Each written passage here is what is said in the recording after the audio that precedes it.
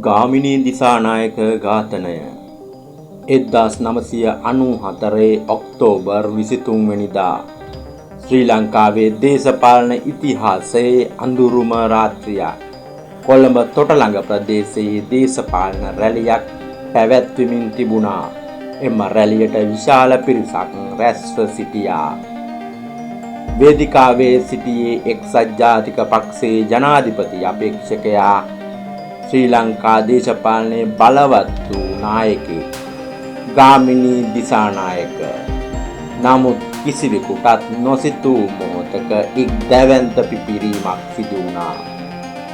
ඒ මොහොතේ සිට ශ්‍රී ලංකා දේශපාලනය සදහටම වෙනස් වුණා.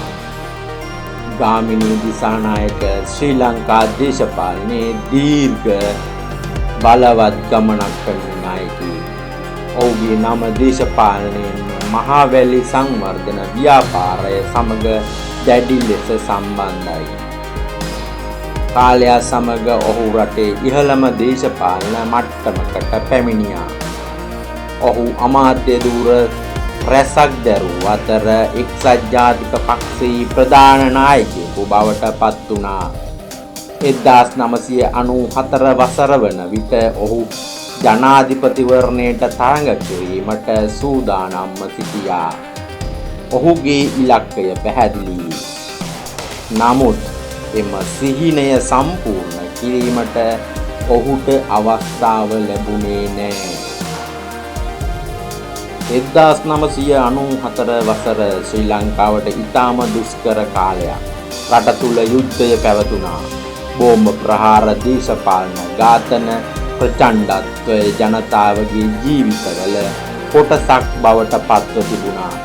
ඒ අතර ජනාධිපතිවරණය සඳහා දේශපාලන තරඟයත් ඉතාමත් උණුසුම් වුණා. ගාමිණී දිසානායක එක්සත් ජාතික පක්ෂය වෙනුවෙන් ජනාධිපතිවරණ සටනට සූදානම් වෙමින් සිටියා. ඔහුට තිබුණේ වසර ගණනාවක දේශපාලන අත්දැකීම්. ඔහු ප්‍රබල අපේක්ෂකයෙකු ලෙස සැලකුණා. නමුත් ඔක්තෝබර් 23 වෙනිදා රාත්‍රියේ සියල්ලම වෙනස් වුණා. තොටළඟ බෝම්බ ප්‍රහාරය. එදා රාත්‍රියේ තොටළඟ ප්‍රදේශයේ පැවැත්වුණු රැළියට පක්ෂ ආධාරකරුවන් සහ ජනතාව විශාල ප්‍රමාණයක් පැමිණ සිටියා. ගාමිණී දිසානායකද එම රැළියේ ප්‍රධාන නායකයෙකු ලෙස සහභාගී වී සිටියා. රැළිය සාමාන්‍ය පරිදි පැවැත්වෙමින් තිබුණා. මිනිස්සු කතා කරමින් සිටියා. නායකයන් වේදිකාවේ සිටියා. ඒත් කිසිවෙකුටත් නොදැනී මරණය ඒ ස්ථානයට ළඟා වෙමින් තිබුණා. එක් මොහොතක දැවැන්ත පිපිරීමක් තප්පර කිහිපයකට පෙර දේශපාලන රැළියක් වූ ස්ථානය එකවරම මරණයේ සහ විනාශයේ ස්ථානයක් බවට පත් වුණා. මිනිසුන් කෑ ගසමින් දිව ගියා.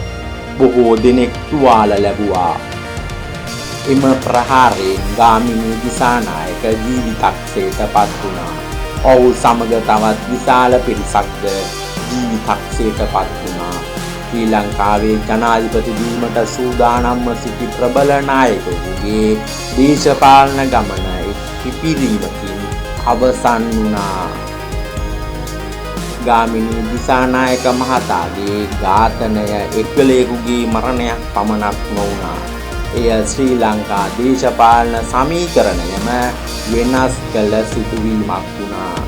ඔහු ජනාධිපතිවරණයට ඉදිරිපත් වීමට සූදානම්ව සිටි ප්‍රධාන අපේක්ෂකයෙක්. ඔහුගේ මරණයෙන් පසුව එක්සත් ජාතික පක්ෂයට හදිසි දේශපාලන තීරණ ගැනීමට සිදු වුණා. ඔහුගේ බිරිඳ ශ්‍රීමා දිසානායක පසුව ජනාධිපතිවරණයට තරඟ කරා. නමුත් ගාමිණී දිසානායක නොමැතිව එම දේශපාලන සටන සම්පූර්ණයෙන් වෙනස් වී තිබුණා. එක් මරණයක් රටක දේශපාලන අනාගතය වෙනස් කළ හැකි බව 1994 සිදුවීමෙන් පැහැදිලි වුණා.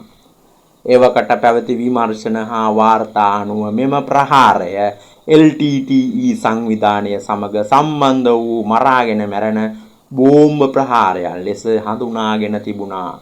ඔහුගේ දේශපාලන ගමන ඔහුගේ ජනාධිපතිවරණ සටනට පෙරම අවසන් වුණා.